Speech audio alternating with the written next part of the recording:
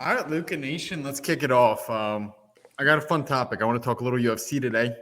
Whoa! I hope the big man is prepared because we talk NBA a lot, NFL, we do all that stuff. Maybe baseball as we kind of head into pitchers and catchers. But there's a big card. We got this big boy Ngannou. I might pronounce his name wrong. Yeah, close enough. Francis Ngannou. He's fighting someone who's 10-0, undefeated. So we'll talk about that in a second. I want to get your take on what high-end cards to buy, what mid-end, and what lower-end cards. Like kind of like a deep dive into the UFC world, if that's okay with you. We could also do it another day. Before we do, guys, I just want to kind of give you a little cooler talk, so to speak, on the Lucas Tigers NFT project. First off, tons of you guys, when we first launched this, were haters. Understandably so. September, it was NFT World. We didn't know what was going on. It was a very ambitious project. But let me give you kind of the quick update on what we've done in 4 or 5 months and what you could look forward to in 2022. So we got the Dibs partnership. We minted about, 350? Something like that, yeah. Owners. Really, really interesting. We learned a lot during that project. But if you want to mint, if you want to support the show, which 90% of the holders, they said, we love you guys. Thank you for showing up every day. We don't expect anything. We just want to give back. LucasTigers.com. If you want to do that, go ahead, mint one. We're doing a mint one, get one promotion. But since then, we're like, hey, we don't know what we're doing, but let's give back. That's all we know how to do. So first thing we did was Dibs partnership, right? You guys remember that? I think that was October. Anyone who owned 2 Tigers got a reward. It ended up being $95 per person. A little kickback, not a lot, but that's 2 months in. What else are we doing? Cigar night with Cage in Atlantic City. That's going to be a blast. And lastly, we just announced this. We're going to be making a post about it. We have a partnership with SGC. You guys know that, right? Mm-hmm. So the 50 free subs, we're going to have 12 months of these. So this could be fun. For these next 2 months, we're doing exclusively 12 times 50, that's a lot. Don't expect me to do the math, but it's more than 50. I think it's more than 500, Cage. All right. I don't know if that's right. 12 times 50, 500 sounds like a lot. I don't know if it's right. Sounds more like 300. I'm really good at time. I was really, really, really incredible at arithmetic growing up. Like, you remember those times tests? I could bang those out. Ian was just doing multiplication. He had to write a story to show 9 times 7. And his story was, my dad had 9 packs of cards. Each pack has 7 cards in it. How many cards does he have? 63. Good. I'll take it. Good storytelling. He's a smart kid. You guys should see what he's building now. He's building this Russian cathedral. It's like 4 layers, but it's like a puzzle mixed with Legos. It's really interesting. Is that pretty cool? Yeah. It's definitely difficult because it's like, cardboard.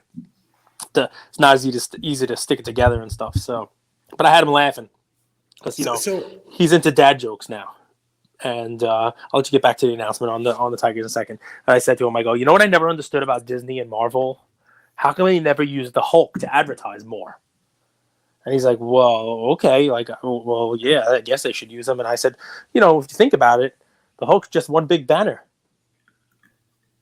And he says, because he's so big? No, his name is Banner. He's Dr. Banner. Get it? Banner. Like he's one big banner. The Hulk's one big dad. Come on, How does man. he find this stuff? How does he figure this stuff out? I don't know. He's into dad jokes now. I don't know. It's a dad joke time. All right, so on with it. How about this? I'm running this relay race. I'll pass you the baton. I'm sure I missed a lot of stuff because No, I mean, listen, that's fine. Look, guys, 600 episodes almost. And if we don't hit it today, we'll hit it tomorrow. I believe we're going to cross 400,000 listens, and that doesn't count YouTube. It doesn't count a lot of other stuff that we're doing. It doesn't count like the whatnot shows, but just on Spotify and Apple Music and that stuff. Just how many times people have clicked and listened to our entire show. That's an amazing thing, guys. 400,000 listens. I mean, we have to thank you for that. And Andrew and I talk every day, not just as part of the episode. We try to talk, in addition to the episode. And the conversation is almost always the same. It's we have these folks who have been with us now for a year and a half. We have these folks who bought Tigers. Like how do we make sure that they are along for the ride with us? Like when something good happens for us, it's something good happening for them. And the SGC sponsorship, when we went into that, we specifically tried to structure it in a way where we're going to be able to do things for listeners and for tiger holders. And, we're going to be giving away the next 2 months worth. So let's call it 100 free grades. We're going to be giving away half of them to tiger holders, people who already own the tigers, as a thank you for buying these. We're going to distribute that. So that's 50 there. And then we're also, because part of the value in holding the tiger is not just in, those kind of giveaways that we're giving for you now, the PayPal, the DIB sponsorship, the cigar night and stuff that Andrew's talking about. It's you have to continue to add value to them, bringing people in, bringing in new blood and building up the community for it. The other half, the other 50 over the next 2 months, we're going to be distributing to people who mint tigers. And we're going to give I guess we could say, right, the next 10 people who mint tigers, we're still doing buy one, get one free, right? You mint one, we'll get you 2. And in addition, any of the next 10, you're getting 5 free cards graded. So the next 10 people who mint the tiger are going to get 5. And people who own the tigers already, you're going to get free ones too. Some of you already have. We've sent out our first 50 for January already to SGC for grading. And we're going to send out another 50 every month. We're going to try to do this, for current tiger holders, but also in order to, keep the, keep it live, keep it fun, keep the community of tigers growing and make it, value right from day one. Basically the way it works right now with ETH, the way it is, it's, including gas, it'll cost about $200 to mint a tiger. You'll get 2 tigers and 5 free grades from SGC for the next 10 folks. To me, that sounds like a pretty good deal. But and yeah, we're really shoot, man. Cage, at the core, and we should have harped on this more when we started the project, but you just support us. And Yep. If you love our brand, if you love what we do, it means the world to us. And you guys know that we don't take that support lightly. So if you've been waiting for kind of a time to get in, I don't think there's a better time than now. Kind of a combination of factors. ETH has sold off from 4,000 to 3,000. So it's a cheaper buy-in point. And then we have all the promotions that we just mentioned. So, and that's just the beginning because it's January. We have other businesses and partners and all that stuff sniffing around our butt. We have a few other kind of access things that we're floating around. We're doing crypto casuals. I'll let you guys know, but we have a really, really special guest that's going to come on there, and we're going to release that show to tiger holders a little early. So there's a lot of stuff. And the thing with these projects, they're long term. And I know it's kind of feels like a cash grab business over there in NFTs. Trust me, Cage and I feel like that a lot too. We talk about it. With us, we're not going to go anywhere. We really enjoy what we do. And I hope you guys are around for the ride. Cage. Shoot. How you doing, big guy? I'm good, man. Had a big dinner right before we recorded. Shouldn't have done that. You should never eat before an episode. So now I'm a little tired. I'm burping a little bit, Would you eat before a game? Sure. I eat before everything. I eat after everything. I'm always eating. That's how I roll. That's how I roll. Eat before games. I eat all the time. You wouldn't have kicked the 50-yard field goal in high school like you told me if you ate 51. Like orange quarters. I'll eat, during games. You played soccer. There's always a mom that's got, I got the orange quarters. Honestly, quarters. Yeah. God's honest truth. It's like tradition. Yep. Got the orange quarters. Who started that? When you Who got the orange quarters? Oh my God. Gotta have the quartered oranges. Who cares? Come on now. So Cyril Gagne, you want to? Can you imagine the culture shock my parents had? Because my mom was 19. It came over here. She was like 22. It took her 3 years to get here, huh? Yeah, we came over here in 1992. It took her 3 years. She was 19. She came over here. She was 22. Was it like a 3-year crossing of the Atlantic? Did you guys swim? Did you take styrofoam? I don't realize, man, it's not that easy to immigrate to the States. All right. I don't know. I don't. You got to get called by someone who already immigrated here. They have to ask for you. You have to get a green card. So or you could just go through Mexico. Now we live in Mexico. See, there you go. Look what you did. Your parents should disown you. They spent 3 years. They spent 3 years trying to get you here, and what'd you do? You left and went to Mexico. You went back. I wouldn't be here if it wasn't for my parents. Because when COVID first hit, I was in New York, Brooklyn, hanging out with those. You guys know the guys, the Gary V fam, all those guys, and they're like, "Dude, come to Mexico." And I was like, "No, COVID, no." 5 of our flights, Kate, were canceled. We I came back to Philly to catch a flight. The flights were canceled. I had to go back to Newark, and there was 5 people on our flight. This was like a week after COVID hit. 5 people. And you made it. You went down to Mexico and enjoyed yourself and, hung out on the beach. I mean, how do you beat that?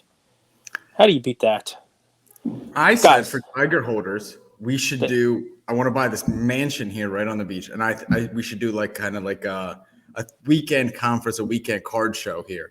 And Kate's like, "Who would come to Cancun? Who would come to Mexico?" I was like, "Have you been here? It's amazing. Why wouldn't you come? It's a $200 flight. Hotels are cheap. The people are amazing." I mean, it's a fantastic idea.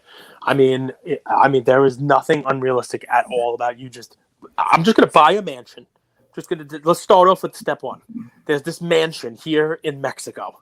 I'm going to buy it. Okay, so that's it. It's just step 1. A Playa car. Andrew's buying a Playa car mansion, right? So that's step 1. So I'm supposed to just. This is realistic. This is a realistic conversation. Step 3. Step 1, profit, right? And then once Andrew takes ownership of this Playa del Car mansion, probably going to take 3 years. He's going to message out to tiger holders, "You are cordially invited. Come to Uno, Dos, Tres, Avenido de Andrew in Playa del Carmen. Please." This place has pull 30 up. bedrooms, and it 30 has like an bedrooms. adjacent lot, and it has a hotel nearby. So like anybody holding a specific trait, they get So inside the house access. how much are you buying this house for, pray tell? 10 mil. Is this 1 mil? Just 10 1 mil. million? 10 million. Okay. Please mint the it's tigers, listed for folks. 10. Andrew has dreams. It's Andrew has listed dreams, for folks. 10 mil. 10 mil. I mean, listen, you probably get it for like 9.5. A bargain. What's going on over there? Do you have somebody locked in the closet? This is not me. This is not my house. This is next door, 100%. And there's 3 girls in there. And what are they doing? I think you should take the computer with you and knock on the door and say, "Listen, I'm recording a podcast. Everyone just heard that interesting noise being made. We need to know that you're okay." And just go in and offer your assistance. Say, "Yo soy Andrew." Say, "Ir ayudar." Offer your help, man. He left. Good. I hope he comes back with a story. He drops this UFC bomb on us, Cyril Gane. I'm supposed to talk about the UFC heavyweight fight between Francis. Oh, wow. Sounds like someone just shot Andrew. No, I'm nice. It was, so you know how like when ladies sometimes they travel alone, they bring these huge suitcases, but places here don't have elevators, so they have to kind of pick them up, but they can't pick them up. So you stand out there by the stairs and watch them and laugh and say, "Man, you can't lift that. You're a weakling." No? Do you think that sounds like me? You say, "I would help you, but I'd rather just laugh."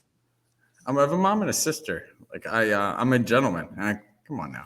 I could see it now. You lifting up the heavy suitcase for the young lady. Federales come. You're arrested for being a drug mule.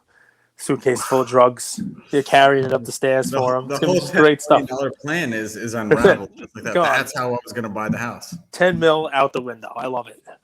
Well, listen, if they continue to make noise, just go over there and smack them around a little bit. Obviously, don't do that, but just tell them, we're recording, so we need quiet. So, thank you. No. What do you think of the UFC fights? Are you? I think it's an interesting fight, right? Cyril Gane, Nagano's awesome. You remember, I got a color blast of that lunatic. He hits really hard, like most, champ UFC heavyweights do. The heavyweight class is pretty piss poor right now, and that's why it's you're like, oh, it's an undefeated Cyril Gane. Who cares? Like, this is not a big fight. Neither is Francis Ngannou, believe it or not. There are not many huge names in the heavyweight division.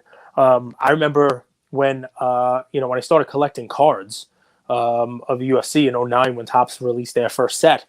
Brock Lesnar was in the division. Randy Couture was there. Cain Velasquez was young and coming up, and a future champion. He was going to beat Brock Lesnar. You had Junior Dos Santos.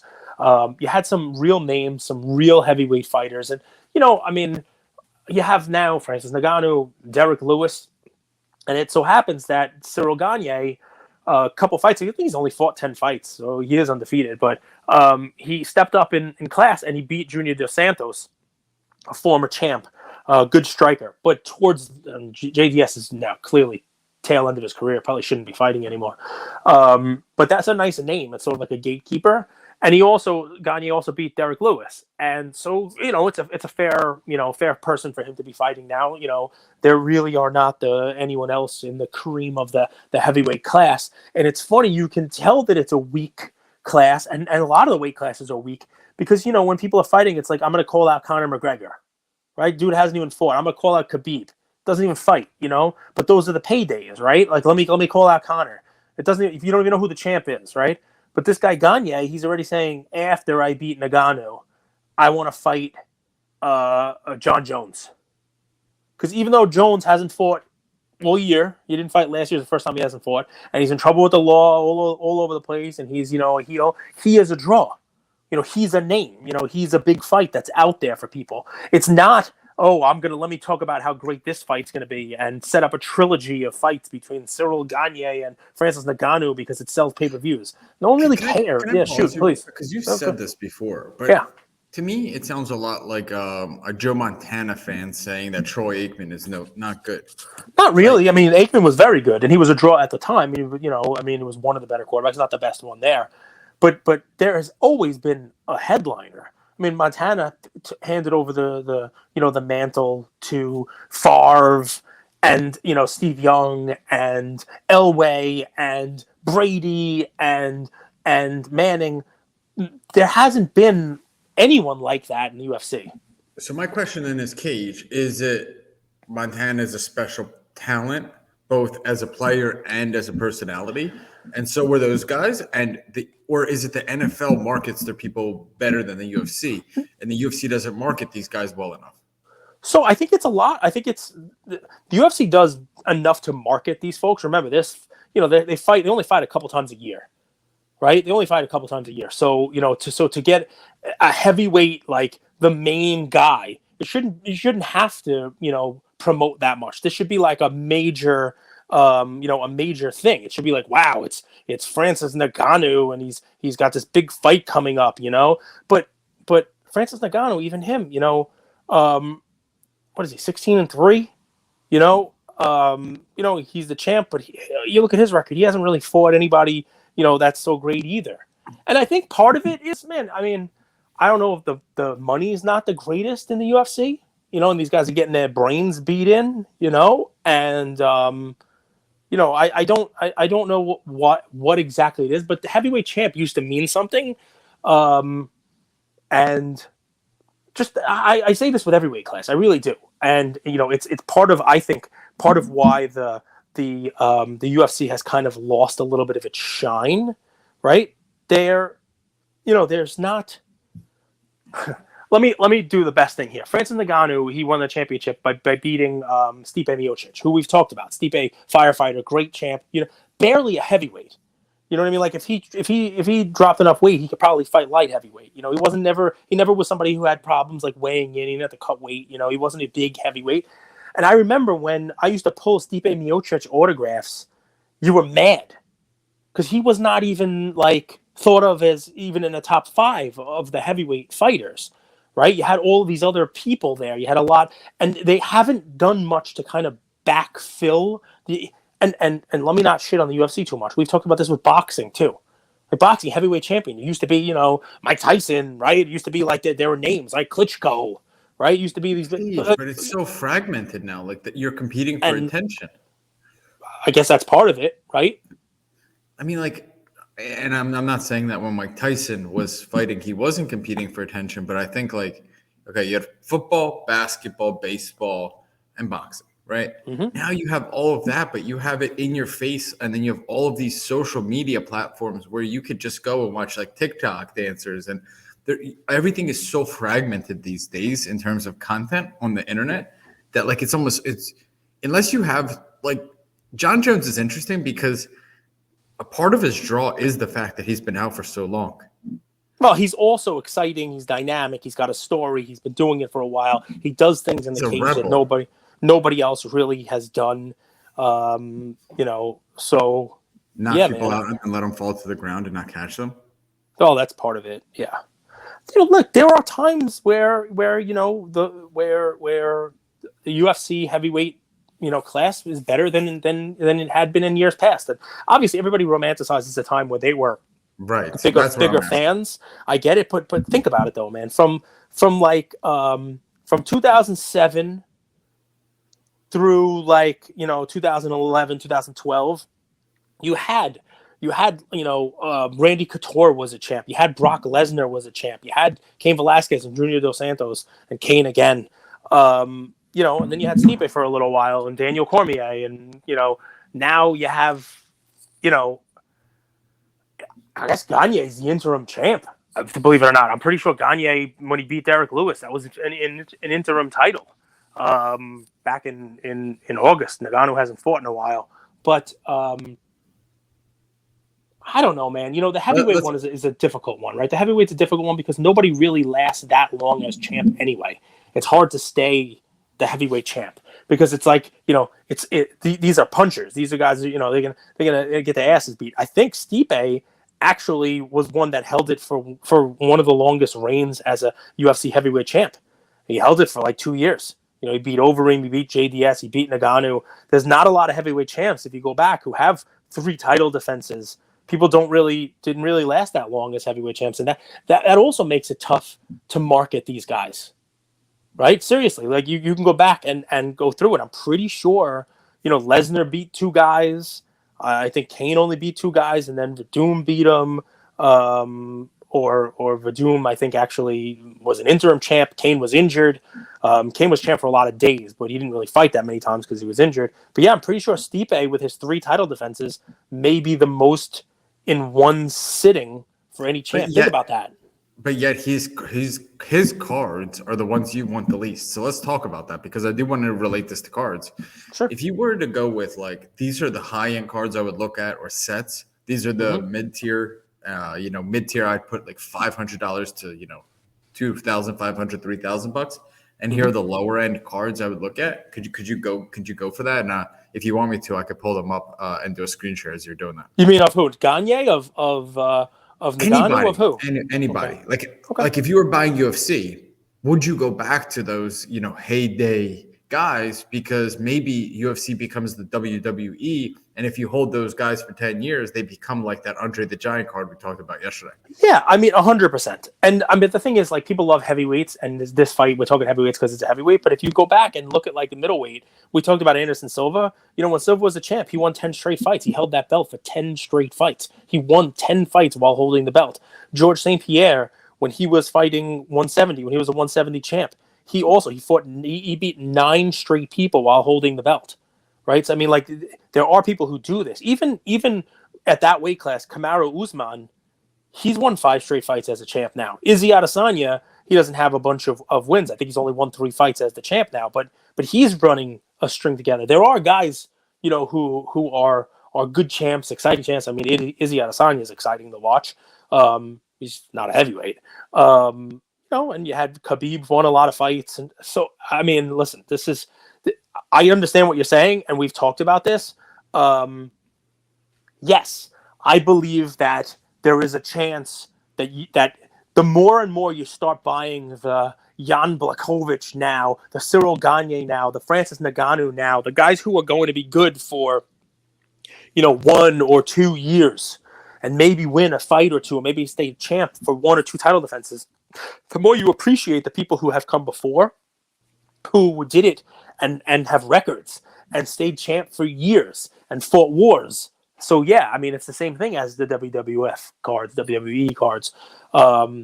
People want those Hulk Hogan cards. People want the Ric Flair cards. These are the guys that paved the way for the people who are doing it now. McGregor? And also, where are you at? I mean, overpriced, underpriced? Is he that guy? Conor kind of transcends, because Conor, he was really good when he was doing it. He did it for a little while. He was really good when he did it. But he was the one who, and believe it or not, Ronda Rousey is one also you're seeing in NFTs now, right? Don't take the female projects for granted. Rousey also. But there are people who kind of change the game. You know what I mean? There are people who kind of change the game, and Conor was one of them. Conor is part of the problem with the fight coming up now and the heavyweights that are out there, and Stipe Miocic, I mean, maybe people know him, are you a household name? Right? Hulk Hogan's a household name. People know who he is, right? He was in movies, right? I remember he was in Rocky. He was in Rocky 3. You know what I mean? Like he was.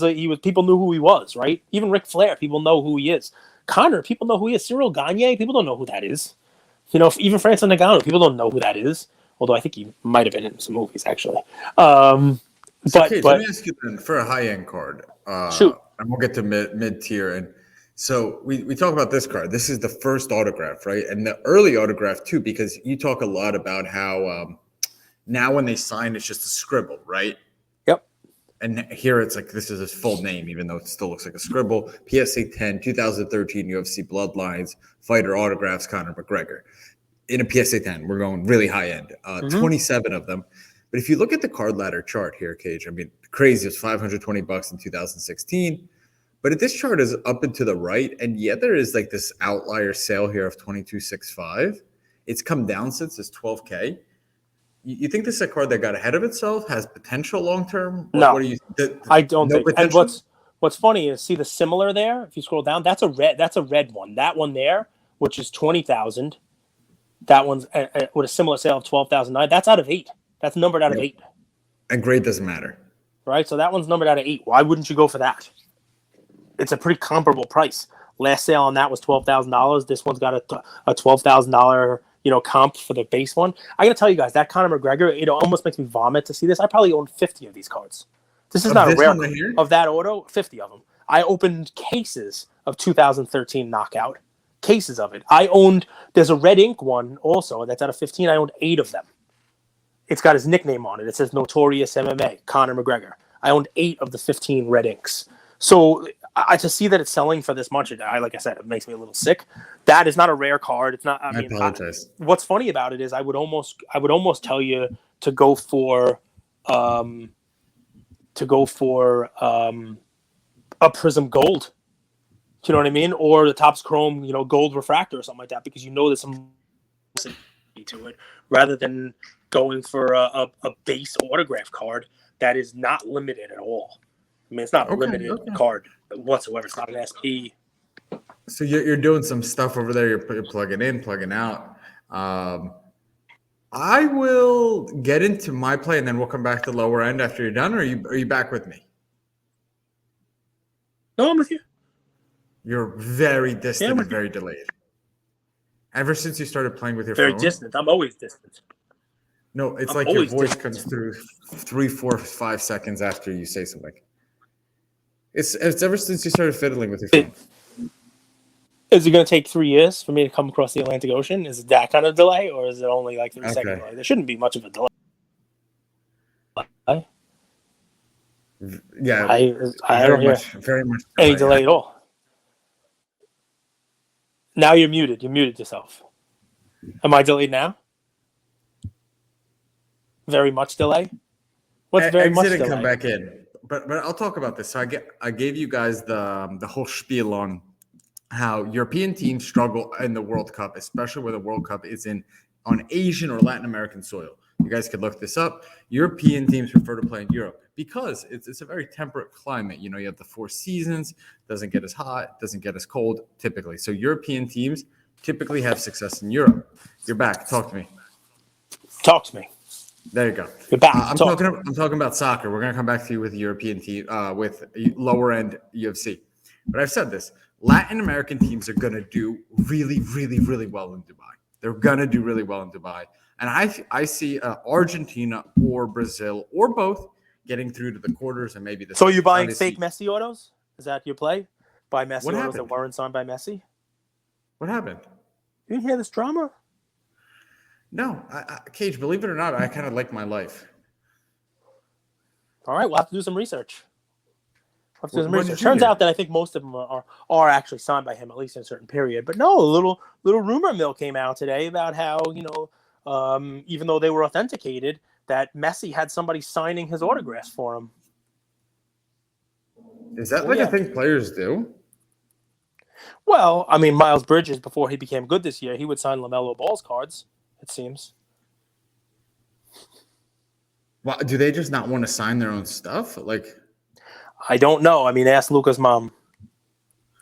Are you? I never know if you're being sarcastic or not. I'm not being sarcastic. I'm I being don't know I'm being Luca's mom. I'm being If I knew Luca's honest. mom, I probably wouldn't do this podcast. So do me a favor and pull up CardPorn's account. And I'm pretty sure that the most recent post they had is somebody named Steve Grad talking about Leo Messi having someone sign some of his on-card auto stuff back in 2018, like the 2018 Eminence. Even LAFC Gooner posted that it was a Grail card of his, but then it turns out that the one he has, there's a video or some photos surfaced of Messi signing that particular card. So there you go. Autograph. You see what I mean? So autographs on Twitter, identified number of these. See, Messi signatures on different soccer cards. Right? See it or no? Wow, that's crazy. So like you could be holding an amazing card, and I mean, what happens now? Like, does this still hold value? Well, I Dude, mean, these cards are beautiful. I love the Eminence cards. What's funny about it is I'm pretty sure Steve Grad is from Beckett. Like, I'm pretty sure he's a Beckett guy who was basically saying, like, hey, even though we may have authenticated these cards, they might not be authentic. Like, some of these things look, they're in Beckett holders. I love this 2014 set of Prism Silver. Prism and Prism Silver. There's a few autos. I like this one. I like this a lot. 2014 Prism auto of Messi. All right, well, Interesting stuff. Don't buy Messi's autos or buy his real ones. Buy his real ones. Only buy his real ones. Don't buy the Messi auto signed by Luca's mom. Yeah, did not buy that. But I want to talk about a different guy. So I'm kind of building a little bit of a mutual fund because World Cup, a little bit unpredictable. You don't know who's going to do well. And I think a few guys come to mind. But the one I want to talk about today is Neymar, right? I said Latin American teams are going to do well. I'm going off of that thesis. I gave you guys a play with Messi recently. Neymar is another one that could be in contention for the goal scorer of the tournament. Their team could go really far. They're an exciting team. They're playing really well. I think they've won 9 games in qualifiers, so they're a good team. And the play I'm bringing you last few days has been higher priced plays. This one's $100 for Prism PSA 10 from his 2014 card. $118. I'll pull it up for you guys. And why am I going with 2014? I think 2014 has the same type of kind of vibe that 2012 Prism does. And look, I mean, I hear you on this chart, guys. Not a good looking chart at all. But look at that. The price looks like it falls just like he does. He's a big diver. But dude, $118. It was a little bit more expensive here. It's not a huge buy-in for a pop of 752. I'm gonna tell you why I love this. Can I tell you why I love this play? Sure. You know, on January 25th, he's got a Netflix documentary coming out, right? Does he really? Yep. Feels like everyone gets a Netflix documentary. No, but he's got a good one, and people are basically saying, like, you know, it paints him in a pretty good light. And this is one of those guys who, you know, let me see the best comparison I can give to him. How about Bryce Harper? Like coming out real young with real high expectations, right? The weight of the world on your shoulders, almost impossible to live up to it, falters a little bit. And even though for the last couple of years, playing at a real high level, not getting any kind of credit for it, always thought of as slightly below that top tier of players that are out there. And I would say a little unfairly. And, you know, if they continue to play at a high level, they can have a little bit of a redemption kind of moment. I mean, Harper's winning the MVP here. I think, you know. I'm torn between being surprised. I want to just show you guys one more card, and I want to comment on something there, Cage. So Pop 20, the silver version, the Prism Silver from 2014, only $1,000, $1,000 and change here for a Pop 20 card. So whether that's the base or the Prism, which is what they call it then, the Prism, really, really buyer on these two. I'm surprised you know that because a lot of people don't know that he came out and he was like a child phenom. Like people had never seen anyone really play like that since, you know, Pele, and there was like true greats. How do you know about Neymar? You were doing a little research? No, I mean, you know, he was a name. You know, he was a name in soccer, and I do watch the World Cup. I do watch big events. I never root for the guy everybody else is rooting for. I was a big Schweinsteiger fan. Schweinsteiger, but Dude, he was. Look up his highlights from when he was a kid. Santos. He tore that league up. 107 goals as like an 18-year-old in 170 games. Like as a 16, 17, 18-year-old. Like that's kind of crazy. So you're absolutely right. I'm really excited for the documentary. I had no idea. Yep, January 25th. Netflix. So you like my play? I do. I like a couple of listeners have actually messaged me about whether or not Neymar is a play. So I'm glad you made it because it's not a play I'm probably gonna make. But yeah, people have said, hey, what do you think? What do you think about with the documentary coming out? We've seen some real upticks in players. And I gotta tell you, Cage, I love making money for our community. Like I like making money ourselves. I like when our NFTs, our cards go up, and we're happy. But I love getting messages from our community like, hey, great call on Steph Curry. Like I gave Steph Curry as a play last year. A lot of people don't realize that. I talked about the Warriors as being a real threat. And people made good money on Curry, Cage, because that was April of last year when they were getting knocked out by the Lakers in the play-in game. And I remember those episodes I was talking about Curry and the Warriors. So like getting messages like that, Kobe cards, a few other GTSM.High. Like, thank you guys for sending the love. I hope you're making money. It means the world to me. It means the world to me. So I'm going to swing it back and forget about UFC. UFC is kind of stupid. But you brought up a great comparison here. I mean, you got Conor McGregor. His base autograph out of PSA 10 is $12,000. It's ridiculous. And I'm thinking to myself, like, okay, a Conor McGregor autograph. I'm sticking with my theme this week, guys, and it's Cage wants to know whether or not you're buying something that you can see in a museum. So you know what? See that Conor card in a museum, though. No way. You would see 50 of them in my shoebox. But here's the fun thing. You ready? Combat sports. Let's stick with it. Dude, I always thought my whole life I would make all this money. I would buy this huge house, and in that huge house, I'd have a man cave with my cards. And little do I learned my mentor, my best friend, my business partner. Yep. He's worked his whole life. He makes a 6-figure income. This podcast has been so lucrative to him. And he keeps his cards in a shoebox. I do. A nice box. Yeah, a nice shoebox. I got a couple of different shoeboxes. And I have a safe. But so here you go. You ready? In 2011, this guy signed almost everything. And you can't use that unless I get royalties. Cage. His life was kind of winding down, and Leaf really gave him a little contract and signed.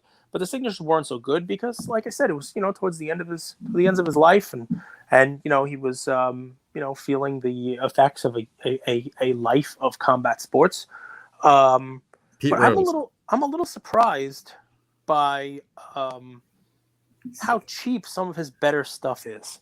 And in 1991 and 1992, there were some legitimate autographs put out there for Muhammad Ali.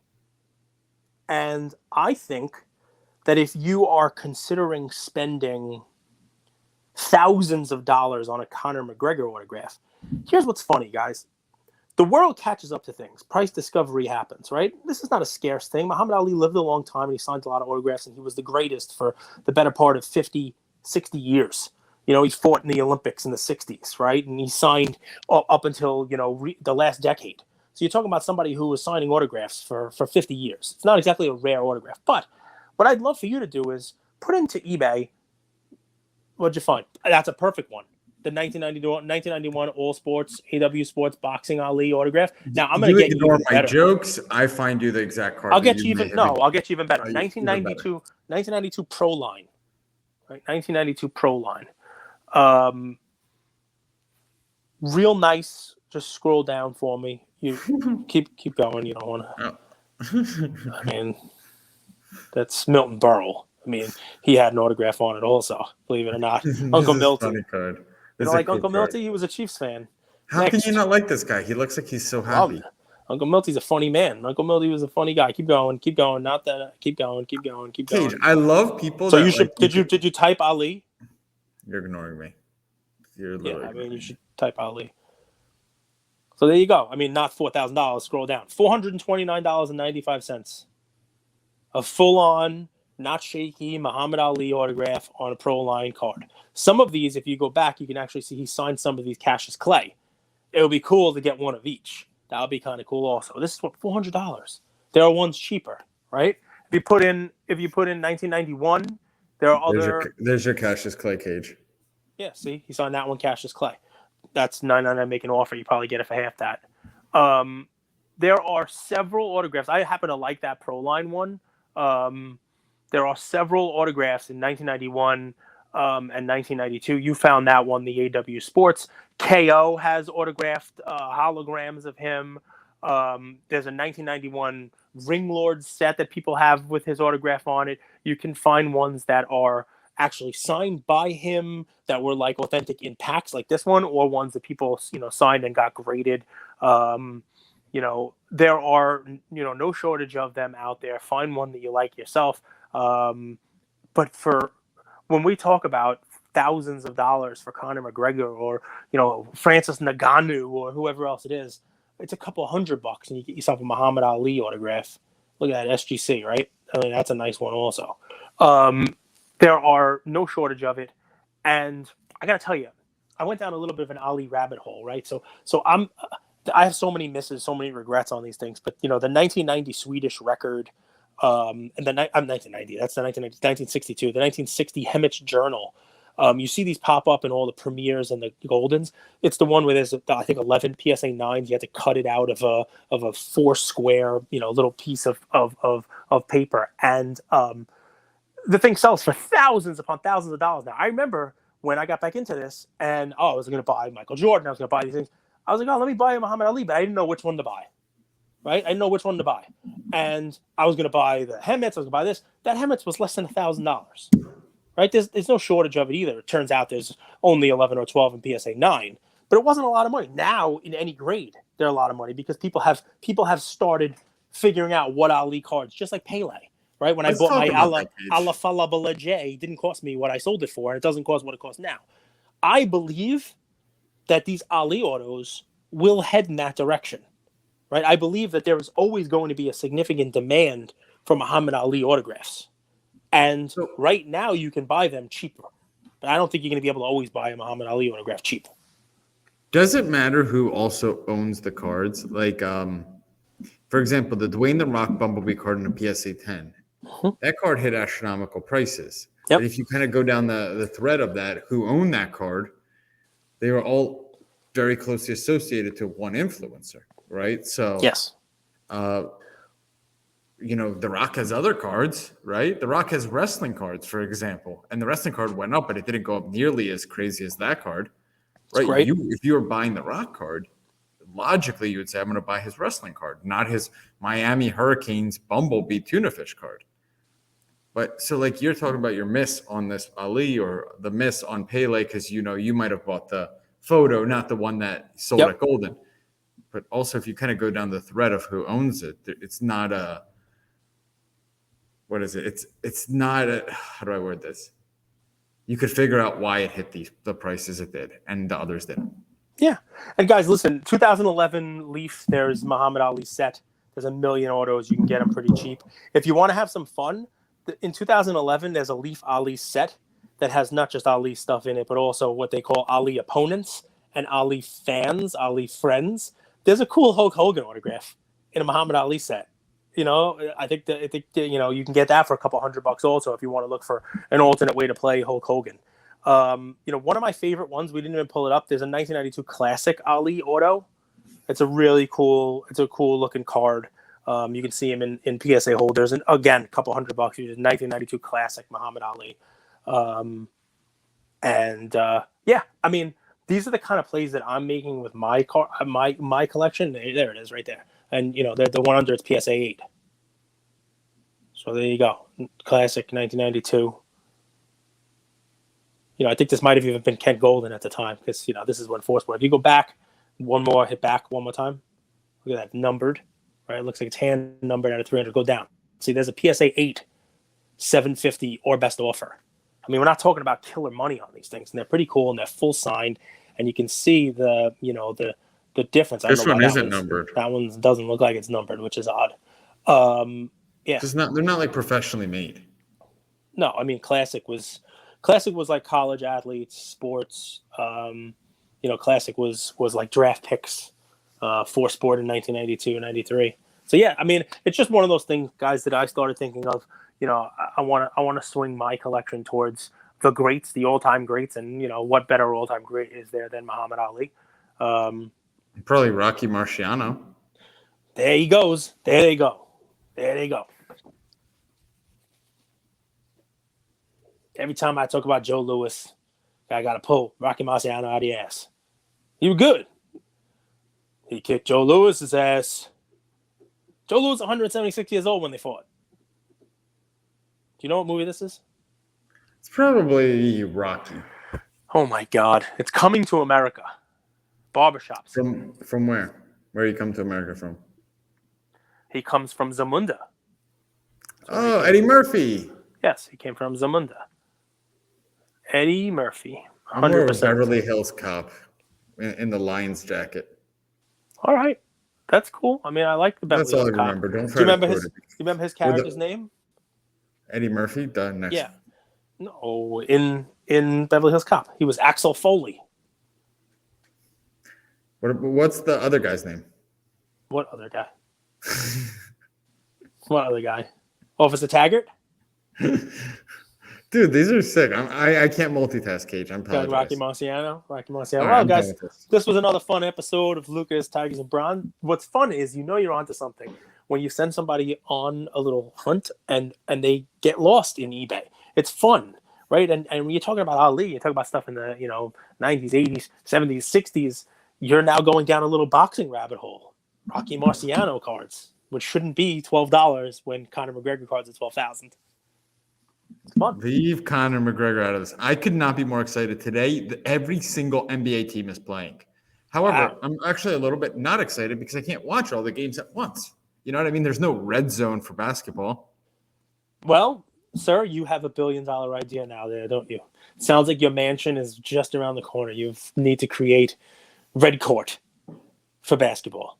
You need to create a red zone channel. Aren't you my business partner? You take half of everything. You're like a wife. Yeah. You don't put out. Like it's kind of shitty. That's redundant. Someone clearly has not been married. That's you got the whole marriage thing all wrong. Oh man, you gotta love life. But listen, folks, this was a fun one. I'm excited for the basketball games tonight. What do you expect to see in tonight's game? You expect to see the Grizzlies pull an upset? You expect to see anything fun? Where are we going? My phone's about to die, so keep it quick. All right, I do think the Grizzlies could pull off an upset, but not without Kyle Anderson, Tyus Jones, Desmond Bane, and Dillon Brooks. Not enough depth. I'm really surprised by this line. The Lakers are -5 at home versus the Pacers. If you guys haven't watched the Pacers, they're terrible. They can't defend anybody. And the Lakers at home are -5 points. That shows you how far they've fallen. Mavs, really excited about this team. They're 9-1 in their last 10, 3-game win streak, playing really well. Porzingis has come back, and there's something there. And that's all you need to know because the other games are kind of. When's Draymond Green coming back, man? They need him back. I mean, they just busted ass on the Pistons. Well, without him, it is the Pistons, and Kuminga's actually playing some good minutes. It's incredible how well they develop talent, man. It's like next guy up, and it's not next guy up. It's like next guy up is like a trade asset now. You know what I mean? Yeah, but he was always supposed to be really good. I remember when we were at the National when they drafted him. People were like, wow, he's gonna fall to the Warriors. He's such a good player. He's such a good talent. I remember that. So I guess people were right. Gotta love it. Also, for you baseball folks out there, looks like the top 100 prospects are out. Jason Dominguez, who everybody's spending all their money on, dropped down to, I think, number 87 prospect. The Yankees kid named Anthony Volpe, who we talked about in the previous episode. I think he's moved up to number 10. Fun stuff when those things come out, prospecting. They still have to perform when the season starts and justify those rankings. They're just preseason rankings, but they are pretty cool. A lot of people who prospect in baseball cards, they do put a lot of weight into those top 100 prospect rankings. Now let's go research some Messi stuff, man. Let's go research. Your phone's going to die. We'll be back with you guys tomorrow. Again, big year for us. If you guys want to support the show, lucastigers.com. Mint your first NFT. If you guys have never done it and need any help, reach out to me. I'm happy to walk you through that. There's a lot of benefits that come with it, a bunch of benefits that we've already announced, a lot of benefits that we haven't announced. But we will work as hard as we can to over deliver for you guys and appreciate all the support. Love you, Luca Nation.